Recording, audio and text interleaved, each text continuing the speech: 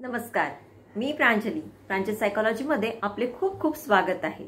मी एक professional psychological counsellor, त्याचप्रमाणे life coach. आज आपण खूप दिवसांनी भेटतोय। काही हेल्थ इश्यूजमुळे मी व्हिडिओ अपलोड करू शकली नाही, त्याबद्दल मी क्षमस्व आहे। तर चला जाऊया आपल्या आजच्या व्हिडिओकडे। आज आपण एक जो विषय घेणार आहोत तो विषय आहे महिलांचा। नुसता महिलांचाच नाही तर सगळ्यांचा। तुम्ही म्हणाल की अरे तुम्ही नेहमी महिलांविषयीच का बोलता?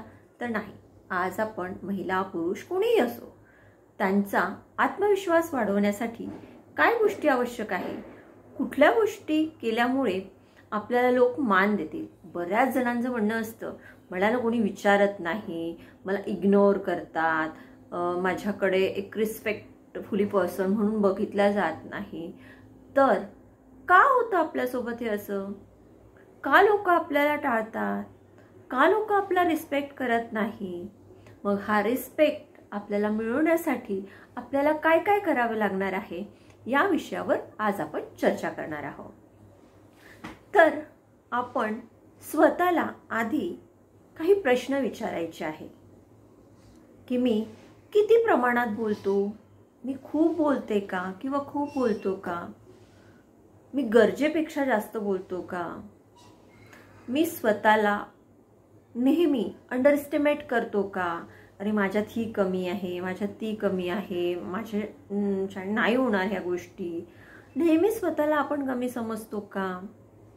आपल्याला कुणी काहीच सांगितलं बेटा किंवा दादा ताई तुम्ही माझं हे काम करता का, तर आपल्याला नाहीच म्हणता येत नाही। हो, आपल्याला नाहीच म्हणता येत नाही। आणि आपण प्रत्येकदा आपलं जरी काम असलं तरी आपण म्हणतो की हा मी करून टाकेल, आणि मग आपली चिडचिड होतं। या एक ना अनेक प्रश्न आपण तुम्ही स्वतःला विचारायचे आहे आणि त्यानंतर आपल्याला त्याच्यावर वर्क करायला सुरुवात करावी लागेल। तर आपण कुठलं वर्क त्यावर करू शकतो? पहिला प्रश्न आहे की आपण किती बोलतो। बऱ्याच लोकांचा हा गैरसमज आहे की आपण बोललो म्हणजे लोकांना वाटेल की आपल्याकडे भरपूर सारं नॉलेज आहे, याला याही विषयातलं माहिती आहे, याला त्याही विषयातलं माहिती आहे, याच्याकडे तर नॉलेजचं भंडार आहे, म्हणून आपण खूप बोलतो। बरेचदा आपल्याला बोलायची गरज नसते तरीही आपण बोलतो। तेव्हा मित्रांनो आणि मैत्रिणींनो, ही आपली पहिली चूक आहे। कमी बोला। हो, कमी बोला, मोजकं बोला, आवश्यक तिथेच बोला। तुम्हाला सांगू का, किंवा तुम्ही स्वतः ऑब्झर्व करा, मी सांगते म्हणून नाही, तुम्ही सुद्धा स्वतः ऑब्झर्व करा की जे लोक कमी बोलतात, ज्यांच्या आवाजामध्ये एक खूप चढ उतार नसतात, आय मीन खूप ॲग्रेसिव्हली बोलत नाही, खूप जोरजोराने बोलत नाही, मोजकं बोलतात, विषयावर बोलतात, पॉइंट टू पॉइंट बोलतात, त्या लोकांचा लोक आदर करतात, रिस्पेक्ट करतात। परंतु एखादा व्यक्ती नेहमी गोष्टी सांगत असतो, अरे मी हे केलं, मी ते केलं, मला हे पण माहिती आहे, मला ते पण माहिती आहे, हो का, असं झालं का, तसं झालं का, एक्सेट्रा एक्सेट्रा एक्सेट्रा। त्या व्यक्तीच्या गोष्टी समोरच्या व्यक्तीला ऐकाव्याशा वाटत नाही। बरेचदा तो काहीतरी महत्त्वाची इन्फॉर्मेशन हे सांगणार असेल, परंतु त्याच्या नेहमीच्या या वाईट सवयीमुळे, हो वाईटच म्हणेल मी, या वाईट सवयीमुळे समोरचा व्यक्ती त्याला हलक्यात घेतो की काही नाही रे, तो नुसता तोंड फळ आहे, नुसता बोलत असतो, बाकी काही नाही। प्रत्येक गोष्टीत त्याला मत मांडायचंच असतं। आपलं मत हे आवश्यक तिथेच मांडा। फुकटचे सल्ले कुणालाही देण्याचा अट्टहास करू नका। तेव्हा पहिला मंत्र लक्षात ठेवा आणि कमी बोला, मोजकं बोला, एका लिमिटेड आवाजामध्ये बोला, आपला बोलण्याचा टोन व्यवस्थित असू द्या। तर लोक बघा तुमचा एक एक शब्द ऐकण्यासाठी आतुर होतील त्यांची कानं। आपण बघतो काही लोक असतात जे फार कमी बोलतात, सो आपण अगदी आतुरतेने की आता हे काय बोलणार, आता हे काय म्हणणार. आपल्या फॅमिलीमध्ये बघा, आपल्या फ्रेंड सर्कलमध्ये बघा, आपल्या सोसायटीमध्ये बघा, ऑब्झर्व करा आणि डिसिजन शेवटी तुम्हाला घ्यायचं आहे. आणि ठरवा की मी जी सांगते आहे की कमी बोला हे कितपत योग्य आहे. चला जाऊया आपल्या दुसऱ्या पॉईंटकडे. स्वतःचा रिस्पेक्ट करायला शिकवा. जर आपण स्वतःच आपला रिस्पेक्ट करणार नसू तर लोकांकडून कशी काय अपेक्षा करायची की ते तुमचा रिस्पेक्ट करेल? नाही ना, नाही. तेव्हा रिस्पेक्ट, मला लोक रिस्पेक्ट देत नाही, मला लोक रिस्पेक्ट देत नाही, मला इग्नोर करतात, चुकताय. रिस्पेक्ट हा कधीही मागून मिळत नसतो, तो मिळवावा लागतो. मग तो मिळवावा लागतो तर तेव्हा तुम्ही स्वतःला एक प्रश्न विचारा की तुम्ही स्वतःचा रिस्पेक्ट करता का? जर तुम्ही स्वतःचा रिस्पेक्ट करत नसाल तर तुम्ही हा रिस्पेक्ट दुसऱ्यांकडून मिळावा याची अपेक्षा का करता?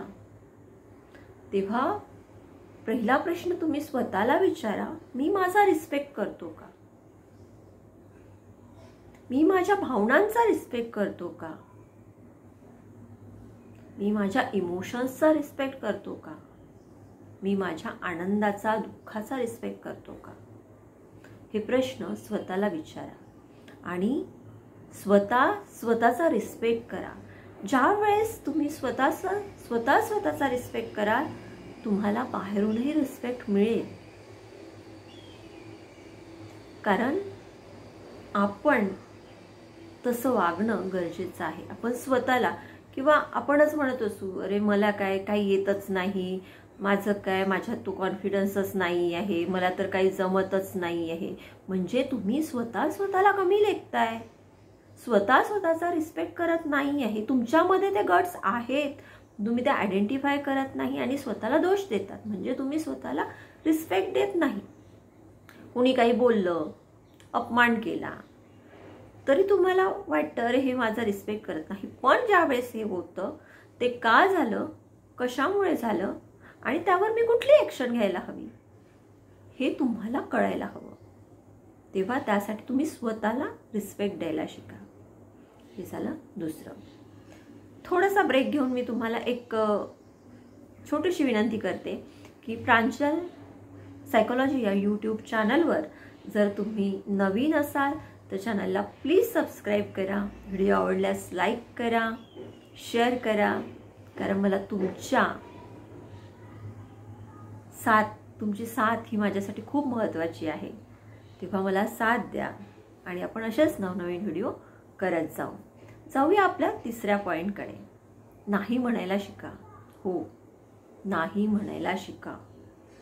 बरेच लोक असतात की त्यांना वाटतं की आपण दुसऱ्यांचं ऐकलं, दुसऱ्यांना मदत केली. मदत करा, मदत करू नका असं मी म्हणत नाही.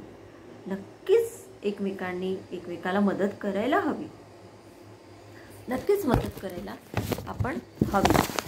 पण ही मदत करताना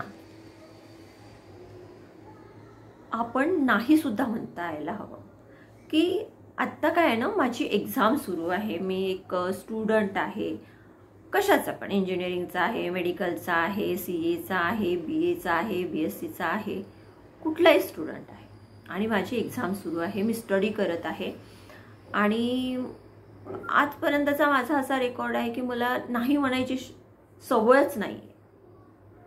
कुणी काही म्हटलं, अरे शॉपमध्ये जाऊन हे आणतोस का, मी लगेच हो म्हणतो. कुणी काही म्हटलं, अरे माझ्यासोबत येतो का खेळायला, मी लगेच हो म्हटलं. कारण मला नाहीच म्हणता येत नाही, हाच माझा प्रॉब्लेम आहे. तर हा तुमचा प्रॉब्लेम आधी सॉल्व करा. नाही म्हणायला शिका. तुम्ही एक उदाहरणार्थ आपण विचार करूया. तुमची एक्झाम आहे, तुमचा पेपर आहे, उद्या तुम्ही स्टडी करत आहे आणि तुमचा फ्रेंड आला, त्याची एक्झाम नाही आहे किंवा आणि तो बोलला की अरे चल आपण थोडं फिरून येऊया, थोडं छान वातावरण आहे, आपण जाऊन येऊया. आणि मला तर सवयच नाही म्हणायची. मी काय केलं, बुक बंद केला आणि गेलो. लॉस कोणाचा आहे, मित्राचा की तुमचा? आता तुम्हाला हे कळलंय की लॉस माझा आहे. मग मी दुसरा प्रश्न तुम्हाला करते की जर लॉस तुमचा आहे पण डिसिजन कुणाची होती, चूक कोणाची? चूक तुमची की मित्राची की तो तुम्हाला बोलवायला आला एक्झाम असून, की तुमची की एक्झाम असून तुम्ही बुक बंद करून त्याला नाही म्हणता येत नाही म्हणून त्याच्यासोबत गेले? तुमचीच ना, कारण डिसिजन तुमचा होता. तेव्हा नाही म्हणायला शिका. याला स्वार्थपणा म्हणत नाही, याला नाही म्हणायला शिकणं. बरेचदा माहिती आहे का काय होतं की काही गोष्टी असतात ज्या आपल्याला मनापासून करायच्या नसतात, पण याला वाईट वाटेल म्हणून मी ती केली. तर अरे, याला वाईट वाटेल म्हणून तू केलीस, पण तुझी मानसिक स्थिती तिथे बिघडत चाललेली आहे, तुला त्यात आनंद वाटत नाही, मग ती का करायची? खरंच जर गोष्ट करायची असेल तर करा. उगाच करायची म्हणून करायची आणि मग आपलं मानसिक स्वास्थ्य बिघडून घ्यायचं, नो वे. तेव्हा नाही म्हणायला शिका. माझ्यावरच कर्ज आहे आणि मित्र आलाय की अरे मला 500 रुपये हवे. हां, त्याला खरोखर जेन्युइन रिझन असेल आणि तुमच्याकडे असेल तर तुम्ही द्या, नक्की मदत करा. परंतु आता मी नाही कसा म्हणून मी परत कर्जावर कर्ज काढून त्याला देतोय, असं करू नका. बी प्रॅक्टिकल.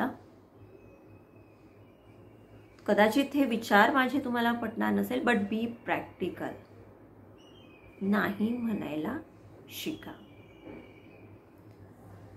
मला वाटते की आपण आज या 3 पॉईंट्सवर थांबूया आणि नेक्स्ट व्हिडिओमध्ये आपण आणखी 3 पॉईंट्स डिस्कस करूया.